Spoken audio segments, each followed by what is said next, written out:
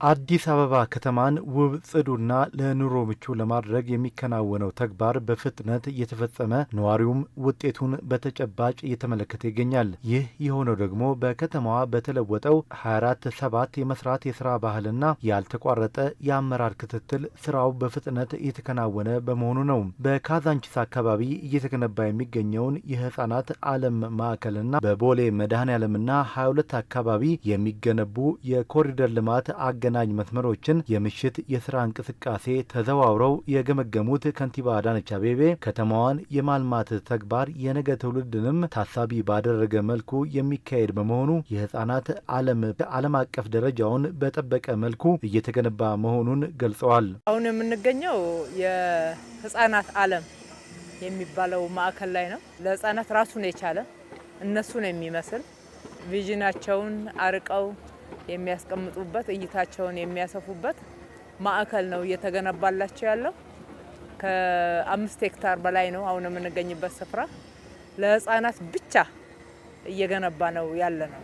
በእኛ እድሜና ከኛ በፊት ባሉ ታላላቆቻችን የሰው ሀገር እያየን እየቀናን እየተቆጨን እኛ እንደዚህ አይነት ነገር ያልተገባን ሆነን የተፈጠርን እስከሚመስለን ድረስ ተሰምቶን ኖረናል።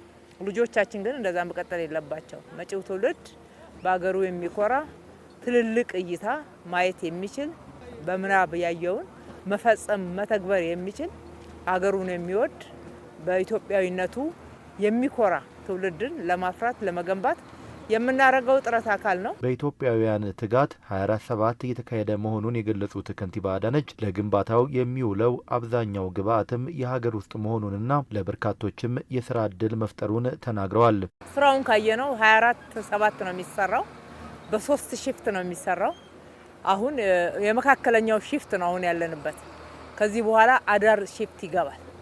እስከ 6 ሰዓት፣ 7 ሰዓት፣ 8 ሰዓት መቆየት የተለመደ ነው። እንደ መደበኛ ስራ ነው። ጠዋት የሚገባው እስከ ቀን 10 ሰዓት እንደዚህ ይውላል። እሱ ደግሞ እስከ ምሽቱ 4 ሰዓት ይቆይና ሌላው ሺፍት ደግሞ ለማደር ይገባል። ግማሹ እዚሁ ሳይት ውስጥ ማደሪያ ተዘጋጅቶለታል። ምግብ እዚህ የሚያቀርቡ አሉ። ከነሙሉ ልባቸው ጊዜያቸውን ሰጥተው ነው እዚህ የሰሩ ያሉት። የሚሰሩት እንደምታዩት ኢትዮጵያውያን ናቸው። የሚሰራው ግን በዓለም ላይ አንደኛ የሚባል አንደኛ ደረጃ የያዘ መሰረተ ልማት ነው እየተሰራ ያለው። አንዳንድ ምርቶችን ከውጭ አምጥተናል። ሌሎችን ግን የኢትዮጵያ ምርቶች ናቸው። እዚህ ጋር ከምናያቸው ግራናይቶች፣ ሌሎችም የብረትና ተመሳሳይ ግብአቶችን እዚህ ከኢትዮጵያን ምርት ነው የተጠቀምነው። እየሰሩ ያሉ የኢትዮጵያ ልጆች ናቸው። በርካታ የስራ እድል ተፈጥሯል። ኢኮኖሚው በሚገርም ሁኔታ ተንቀሳቅሷል፣ ተሟሙቋል። ይሄ አንዱ ሳይት ነው። በቦሌ መድኃኔዓለምና በ22 አካባቢ የሚገነቡ የኮሪደር ልማት አገናኝ መስመሮች ግንባታም በተለመደው የግንባታ ፍጥነት እየተካሄደ መሆኑን የሚናገሩት ከንቲባዋ የግል ዘርፉም በተለወጠው የስራ ባህል ለልማቱ አጋዥ የሆነ ነው ብለዋል።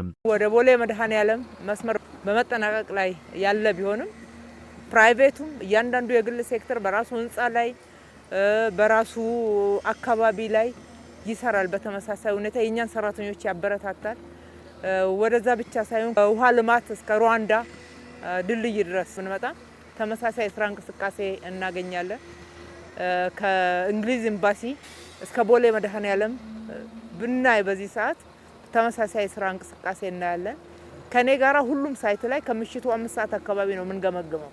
ጉብኝት የሚባል ነገር የለንም። የሚጎበኝ ነገር ሳይሆን የሚሰራውን ስራ አይቶ የሚቸግራቸውን በዛው በሳይት ላይ ተገኝቶ ውሳኔ መስጠት፣ ወደፊት አልሄድ አለ የተቀዛቀዘ ካለ እንዲፈጥን መደገፍ፣ የጥራት ችግር ካለ ቶሎ ብለው ብዙ ወጪ ሳይወጣ ሁለተኛ መስራትን ሳያስከትል ዛው ሳይት ላይ እየፈታን መሄድ፣ ተመልክተን አይተን ከነሱም የሚሰጡ አስተያየቶችን ሰምተን ውሳኔ የሚያስፈልጋቸው የቢሮክራሲ ወረቀት መጸጸፍ የሌለበት ነው።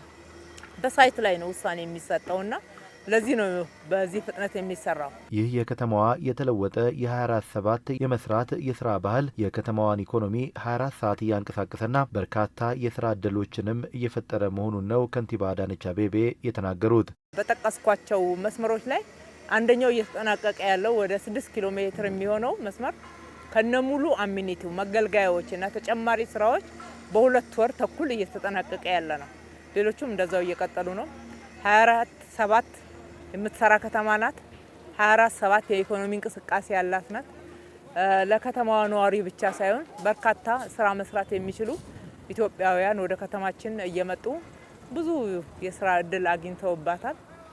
እንደገና ደግሞ ከሰራንም በኋላ ከጠናቀቅን በኋላ ተጨማሪ ቋሚ ዘላቂ የስራ እድል ነው እየተፈጠረ ያለው። እያንዳንዱ እዚህ ላይ የሰራነው ስራ ባለቤት ይፈልጋል ማለት ነው። የሚያስተዳድረው ይፈልጋል፣ የሚንከባከበው ይፈልጋል፣ የሚነግድበት ብዙ ስራዎችን በቋሚነት ደግሞ መልሶ ይፈጥራል። አዲስ አበባ ከተማን ለኑሮ ምቹና ዓለም አቀፍ ተወዳዳሪ ብሎም መጪው ትውልድ ያደገችና የበለጸገች ሆና የሚረከባት ለማድረግ የሚከናወነው ይህ ተግባር በተያዘው አግባብ ተጠናክሮ እንደሚቀጥልም ነው ከንቲባ አዳነች አቤቤ የገለጹት።